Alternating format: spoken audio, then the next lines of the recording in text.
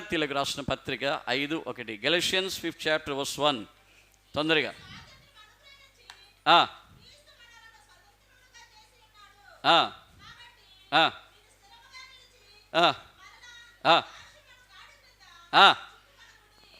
అబ్బా తండ్రి అని పిలువదగిన దత్తపుత్రాత్మనిచ్చాడు దేవుడు. ఆయన యొక్క బిడ్డలం, బానిసలం కాదు. దాస్యపు కాడి క్రింద చిక్కుకోకండి, దాస్యపు కాడి క్రింద మీరు ఉండకండి. హల్లెలూయా. ఎక్కడ బానిసలుగా ఉంటున్నాం మనం? బానిసలు ఎక్కడ ఉంటున్నాం? పాపము చేస్తే పాపానికి వాడు దాసుడు, పాపం చేస్తే పాపానికి బానిస. బీడి సిగరెట్ తాగేవాడు దానికి బానిస కాబట్టి దాన్ని విడవలేకపోతున్నాడు. అవునంటారా కాదంటారా? బీడి సిగరెట్ తాగేవాళ్ళు, చుట్టా బీడి తాగేవాళ్ళు దానికి బానిసలు కాబట్టి దాన్ని విడవలేకపోతున్నారు. అవునంటారా కాదంటారా? అప్పు చేసాం అనుకోండి, ఏమవుతుంది? అప్పు చేస్తే ఇచ్చిన వాడు, డబ్బులు ఇచ్చిన వాడు ఆ వీధిలో వస్తే మనం ఏం చేస్తాం? 4 వీధులు దాటి వెళ్ళిపోతాం. అవునంటారా కాదంటారా? ఎందుకని? వాడంటే భయం. అప్పిచ్చిన వాడు ఎక్కడ రోడ్లో పట్టుకొని తిడతాడేమోనని భయం. అవునా? వెంటనే మనం ఏం చేస్తాం? ఆ రోడ్డుకే వెళ్ళాం మనం. చెప్తున్నాడు చూడండి, ఏమంటున్నాడు? స్థిరముగా, ఆ మాట చదవమ్మా. ఈ స్వాతంత్ర్యము అనుగ్రహించి క్రీస్తు మనలను స్వతంత్రులుగా చేసి ఉన్నాడు. సిలువలో క్రీస్తు వ్రేలాడి, మన యొక్క దారిద్ర్యము కొరకు ఆయన వ్రేలాడి, మన యొక్క బంధకాల కొరకు ఆయన వ్రేలాడి, మనల్ని విడిపించిన కొరకు మనల్ని స్వతంత్రులుగా చేశాడు. అంటే ఇప్పుడు బంధ విముక్తులుగా మనం అయిపోయాం. కాబట్టి ఈ చదవమ్మా.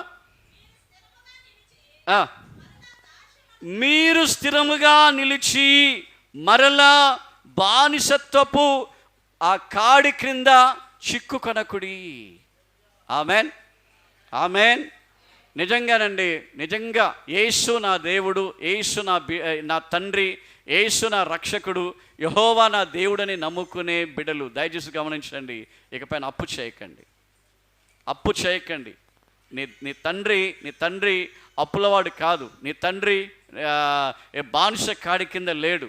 నీ తండ్రి గుణములు కలిగి మనం ఉండాలి. నీ తండ్రిని ఘనపరిచే వ్యక్తులుగా మనం ఉండాలి. నీ తండ్రిని మహిమపరిచే వ్యక్తులుగా ఉండాలి.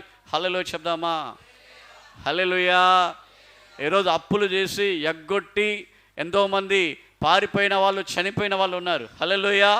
అప్పులు చేసి అప్పుల మీద అప్పులు, వడ్డీలు కట్టలేక చాలామంది కూడా తన కుటుంబాలను కోల్పోయిన వాళ్ళు ఉన్నారు. 30,000 కొరకు 70,000, ₹1,00,000 కొరకు 2 లక్షలు. దేవునికి స్తోత్రం కలుగును గాక. మీరు ఇకపైన చిక్కుకోకండి. ఆమెన్ చెప్పండి.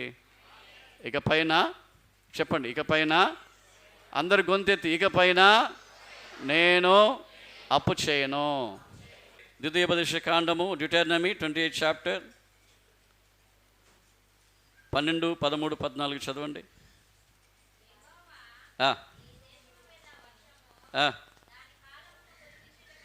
28 చదువు.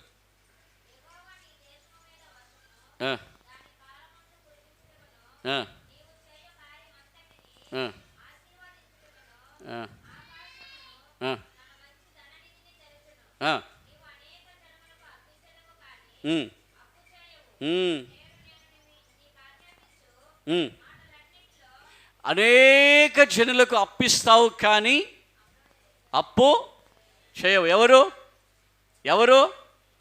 అప్పు చేయరు? ఎవరు అప్పు చేయరయ్యా? దేవుని బిడ్డలు అప్పు చేయరు. చెప్పండి, ఎవరు? దేవుని బిడ్డలు అని చెప్పుకునే వాళ్ళు అప్పు చేయరు. యేసయ్య బిడ్డ అని చెప్పుకునే వాళ్ళు అప్పు చేయరు.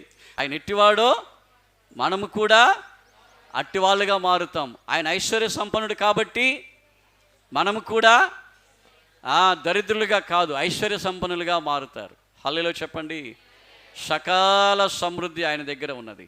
ఆమెన్ చెప్దామా?